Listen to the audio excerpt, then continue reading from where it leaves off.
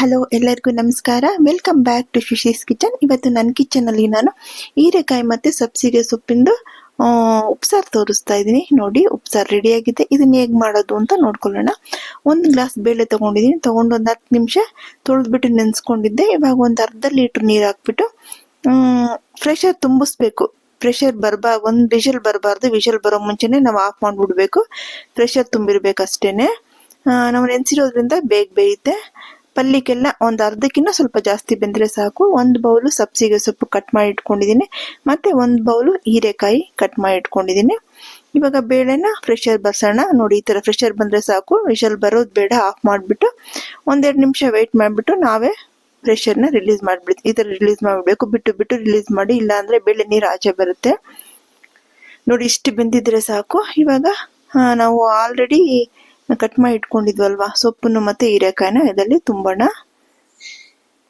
ಉಪ್ಸಾರು ಮಾಡ್ಕೊಳ್ಳೋದಕ್ಕೆ ಉಪ್ಸಾರು ಖಾರ ಬೇಕು. ಉಪ್ಸಾರು ಖಾರಕ್ಕೆ ಗ್ರೀನ್ ಚಿಲ್ಲೀಸಿಂದ ಮಾಡ್ಕೊತೀನಿ. ಆ ಗ್ರೀನ್ ಚಿಲ್ಲೀಸ್ನ ಫಸ್ಟೇ ಸೇರ್ಸೋಕೆ ಮರ್ತೋಗ್ಬಿಟ್ಟೆ. ಇವಾಗ ಇದ್ರಲ್ಲಿ ಸೇರಿಸ್ಕೊತಾ ಇದ್ದೀನಿ. ಸೇರಿಸ್ಕೊಂಡಿದ್ದಲ್ಲಿ ಬೇಯಿಸ್ಕೊಳ್ಳೋಣ. ನೋಡಿ, ಒಂದು 10-12 ಗ್ರೀನ್ ಚಿಲ್ಲೀಸ್ ತೊಗೊಂಡಿದ್ದೀನಿ. ಉಪ್ಸಾರು ಖಾರ ಸಪ್ರೇಟ್ ಆಗಿ ಬರುತ್ತೆ, ಅದಕ್ಕೆ ಗ್ರೀನ್ ಚಿಲ್ಲೀಸ್ ಬೇಕು. ಇವಾಗ ಸ್ಟವ್ ಆನ್ ಮಾಡಿಕೊಂಡು ಒಂದು ಓಪನ್ ಅಲ್ಲೇನೆ ಒಂದು 5-6 ನಿಮಿಷ ಬೇಯಿಸ್ಕೊಳ್ಳೋಣ. ಬೇಗ ಬೆಂದೋಗ್ಬಿಡುತ್ತೆ ಸೊಪ್ಪನ್ನು ಮತ್ತು ಹೀರೆಕಾಯಿ. ನೋಡಿ, ಸ್ವಲ್ಪ ಸಾಲ್ಟ್ ಸೇರಿಸ್ಕೊಂಡು ಬೇಯಿಸ್ಕೊಳ್ಳೋಣ. ಇವಾಗ ಸ್ವಲ್ಪ ಸಾಲ್ಟ್ ಸೇರಿಸಿದ್ರೆ ಅದು ಹಿಡಿಯೋದು. ಇದು ಮೆಣಸಿನ್ಕಾಯಿನ ಸ್ವಲ್ಪ ಒಳ್ಳಕ್ಕೆ ತಳ್ತಾ ಇದ್ದೀನಿ, ನೀರಲ್ಲಿ ಸ್ವಲ್ಪ ಚೆನ್ನಾಗಿ ಬೇಯಲಿ ಅಂತ. ನೋಡಿ, ಈ ಥರ ನೋಡಿ, ಬೇಳೆ ಎಲ್ಲ ಈ ಥರ ಇದೆ. ಒಂದು 5-6 ನಿಮಿಷ ಬಿಟ್ಟರೆ ನಾವು ಮುಚ್ಚಬಾರ್ದು. ಈಗ ಓಪನಲ್ಲೇ ಬೇಯಿಸ್ಕೊಳ್ಳೋಣ. ಚೆನ್ನಾಗಿ ಬೆಂದೋಗ್ಬಿಡುತ್ತೆ. ನೋಡಿ, ತೋರಿಸ್ತಾ ಇದ್ದೀನಿ. ಅವಾಗವಾಗ 1-2 ಸಾರಿ ಈ ಥರ ತಿರುಗಿಸ್ತಾ ಇರಿ. ಎಲ್ಲ ಕಡೆನೂ ಚೆನ್ನಾಗಿ ಬೆಂದ್ಬಿಡುತ್ತೆ. ಮೆಣಸಿನಕಾಯಿನೂ ಬೇಯುತ್ತೆ. ನೋಡಿ, ಇಷ್ಟು ಬೆಂದಿದ್ದಾಯಿತು, ಸಾಕು. ಸ್ಟವ್ ಆಫ್ ಮಾಡ್ಕೊಂಡ್ಬಿಟ್ಟು ಇದನ್ನು ಬಸ್ಕೊಂಡ್ಬಿಡೋಣ. ನೋಡಿ, ಈ ಥರ ಬಸ್ಕೊಳ್ಳೋಣ. ಇಷ್ಟು ಬೆಂದಿದ್ರೆ ಸಾಕು. ಇವಾಗ ಇದರಲ್ಲಿರೋ ಮೆಣಸಿನಕಾಯಿನೆಲ್ಲ ನಾನು ಎತ್ತಿಟ್ಕೊತೀನಿ ಉಪ್ಸಾರು ಖಾರಕ್ಕೆ.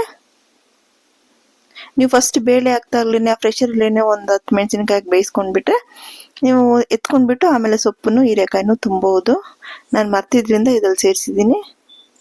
ಇವಾಗ ಪಲ್ಯ ರೆಡಿ ಮಾಡ್ಕೊಳ್ಳೋಣ. 2 ಸ್ಪೂನ್ ಆಯಿಲ್ ಸೇರಿಸ್ಕೊತಾ ಇದ್ದೀನಿ. ಸೇರಿಸ್ಕೊಂಡು ಪಲ್ಯಕ್ಕೆ ಸ್ವಲ್ಪ ಸಾಸಿವೆ ಸೇರಿಸ್ಕೊಳ್ಳೋಣ. ಸಾಸಿವೆ ಸಿಡಿದ ನಂತರ ನೋಡಿ, ಒಂದು 10-12 ಬೆಳ್ಳುಳ್ಳಿ ಹೆಸಳು. ಸೊಪ್ಪು ಪಲ್ಯಕ್ಕೆಲ್ಲ ತುಂಬ ಚೆನ್ನಾಗಿರುತ್ತೆ. ಬೆಳ್ಳುಳ್ಳಿ ಜಜ್ಕೊಂಡು ಮಿಕ್ಸ್ ಮಾಡ್ಕೊತಾ ಇದ್ದೀನಿ. ಅರೋಮಾ ತುಂಬ ಚೆನ್ನಾಗಿ ಬರ್ತಾ ಇದೆ. ಇವಾಗ ರೆಡ್ ಚಿಲ್ಲಿ ಸೇರಿಸ್ಕೊಳ್ಳೋಣ.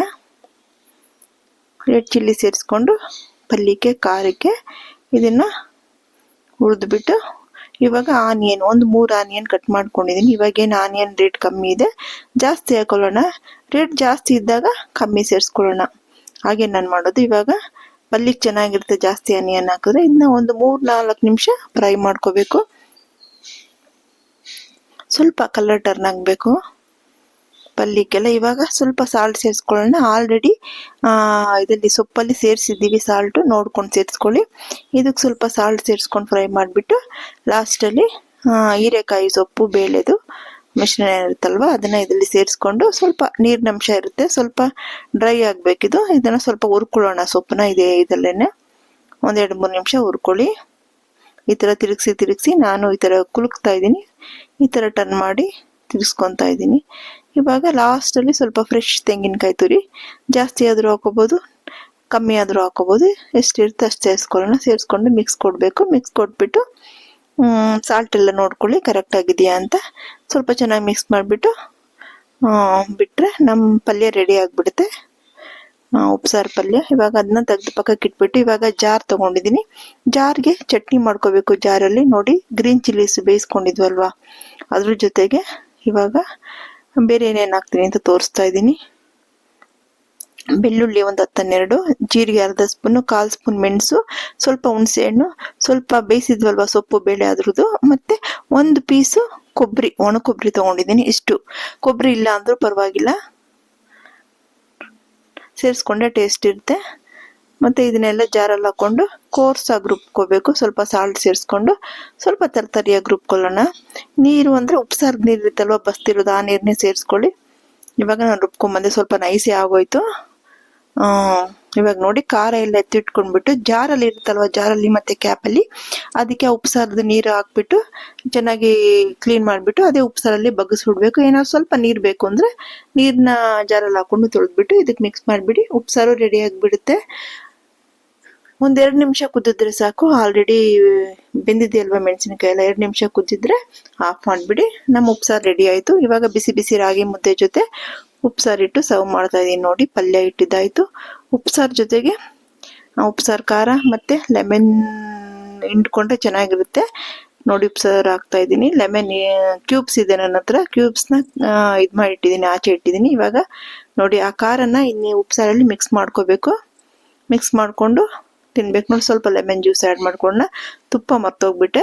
ತುಪ್ಪ ಹಾಕೊಂಡು ರೈಸ್ ನೋಡಿ, ತುಪ್ಪ ಕಾಯಿಸಿದ್ದೆ ಅದರಲ್ಲೇ ಪಾತ್ರೆನಲ್ಲೇ ನಾನು ರೈಸ್ ಮಾಡಿಬಿಟ್ಟಿದ್ದೀನಿ. ತುಂಬ ಸಖತ್ತಾಗಿದೆ. 1 ಸ್ಪೂನ್ ತುಪ್ಪ ಹಾಕೊಂಡು ತಿಂತಾರೆ, ತುಂಬ ಚೆನ್ನಾಗಿರುತ್ತೆ. ಬಿಸಿ ಬಿಸಿಯಾಗಿ ರಾಗಿ ಮುದ್ದೆ ಜೊತೆ ಉಪ್ಸಾರು.